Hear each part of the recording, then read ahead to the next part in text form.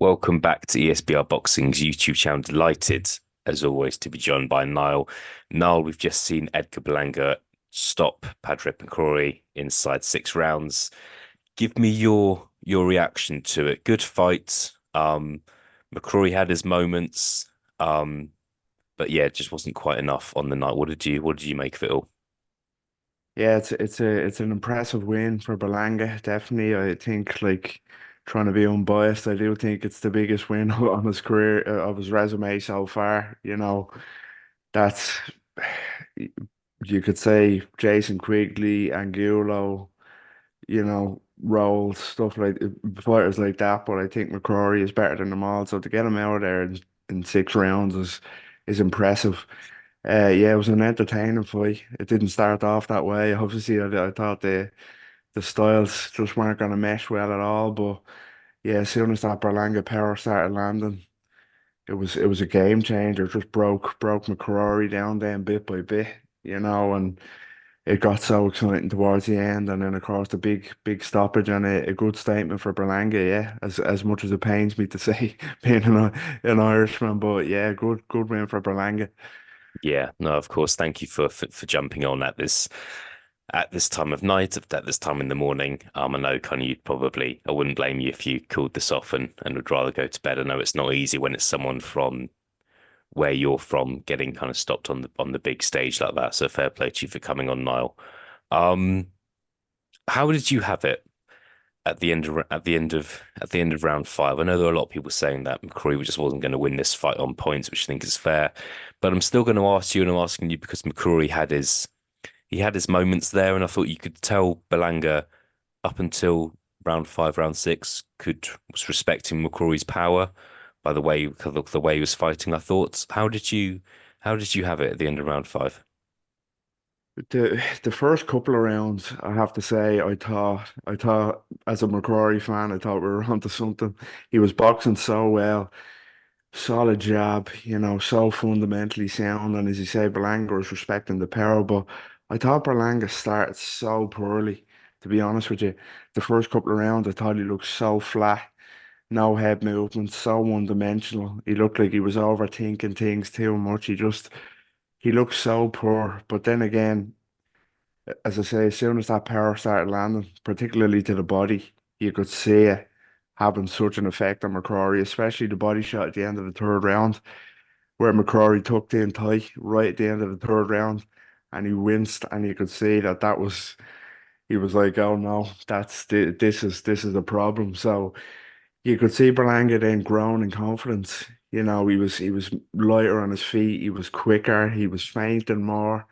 He's mixing his shots up well, the head and body, and yeah, he was just in complete control. By the fifth and sixth round, he was in complete control, and there was only going to be one winner from there. Yeah, so first couple of rounds, I thought Berlanga was really poor. Still a lot to work on, to be honest, for Berlanga, but yeah, he stepped it up when he needed to, when he grew in confidence, and he was in total control by the end of that fight.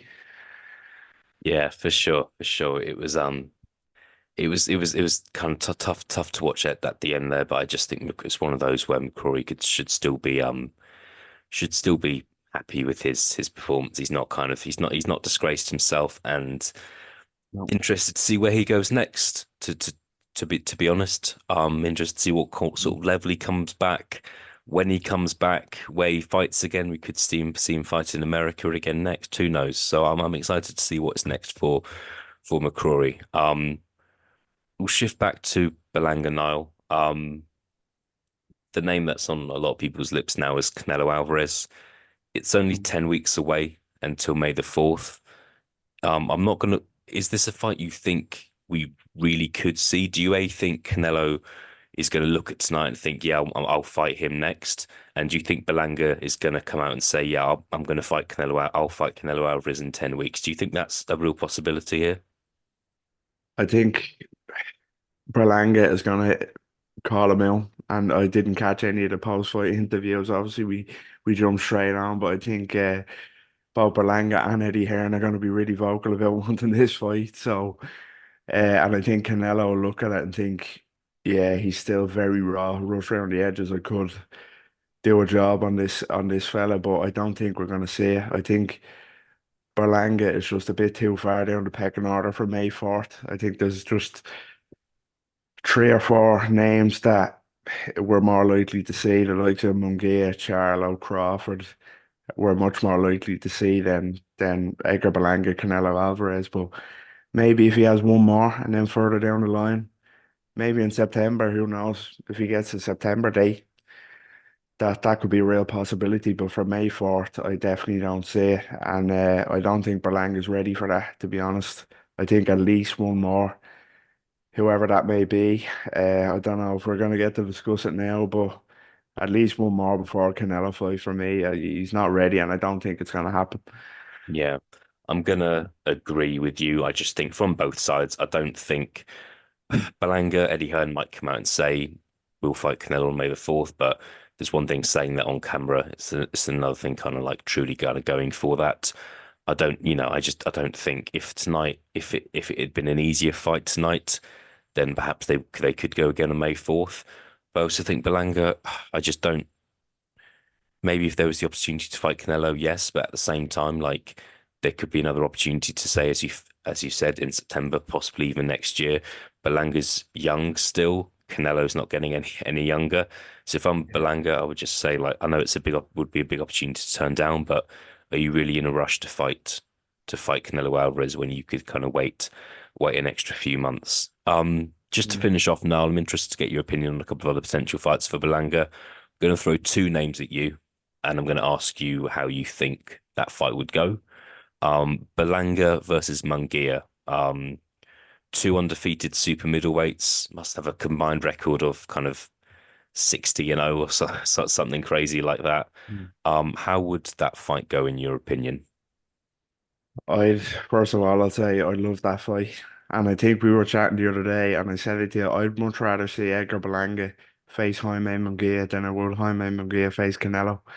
I think they're so similar in ways. They're so raw, but they're so exciting. Two young up and comers, undefeated, as you mentioned, big punchers, and I think if the styles gel for that one, I think it could be a fight of the year. Just absolute violence while it lasted. I'd love to see it. Stylistically, I think it's a dream.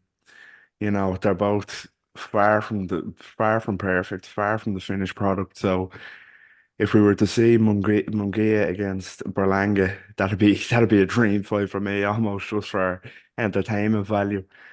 If I had to pick a winner, I'd struggle to pick a winner. Maybe I'd edge Munguia by stoppage, of course. One of them was going down in that fight, but yeah, I can't see that fight happening though. To be honest, I can't see it kind of materializing. But yeah, if I had a dream fight, that'd probably be it. Monkey Berlanga. Yeah, I love the idea of that one. Yeah, it would be a great fight, would be a kind of a fight of the year contender for this year for sure. Final name I'm going to throw at you, Niall, and it's a guy I'm not really sure what's happening with him. He's been out for the ring for nearly a year, but kind of a genuine top 10 super middleweight. Caleb Plant. Again, don't know what's happening with Caleb Plant, if I'm honest, but that's a fight I would be interested to see, to be honest. If Belanga doesn't get kind of a Canelo or a Monkey next. Thoughts on that fight, Belanga versus Caleb Plant?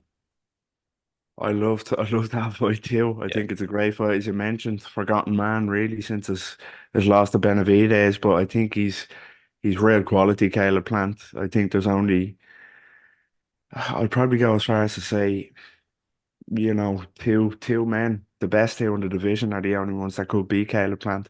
Canelo and David Benavidez, who've already fought him and beat him. I think he's that good. And I think if he fought Berlanga, I think he'd just box rings around him. To be honest, I really rate Caleb Plant. I do, and I think that'd be a great fight. But again, I can't see it happening. I can't see them putting Edgar Berlanga in with Caleb Plant when he's on the verge of a world title shot in such a risky fight. But if that was to happen, if providing the Benavidez fight hasn't taken too much out of Caleb Plant, and as you mentioned, the inactivity, I think Caleb Plant could come back and box rings around this version of Edgar Berlanga, to be honest. But again, I wouldn't complain. That'd be a huge step up for Edgar Berlanga, to be honest, while waiting on a Canelo fight or a world title fight in general. So Yeah, that'd be a very interesting one for Caleb Plant to come back to, but plans for me in that one. Yeah, for sure. Thank you for letting me ask you such challenging questions at this this time in the morning. Now I do feel bad, but I was interested to get your opinion, so I kind of went for it. Yeah, Um, Once again, thank you for your time. I was interested to see what Edgar Berlanga does next. Look, he is a good fighter, and he clearly does have a lot of potential there. But I think we're in agreement about what would happen if he was to fight Canelo Alvarez next. And at the same time, interested to see what Padraig McCrory does. Things given a good account of himself tonight, but he's ultimately come up short. But I really hope we kind of see him in another big fight in the next few months. Niall, yeah. thank you for your time, and I'll speak to you again soon. Cheers. Thank you. Take care.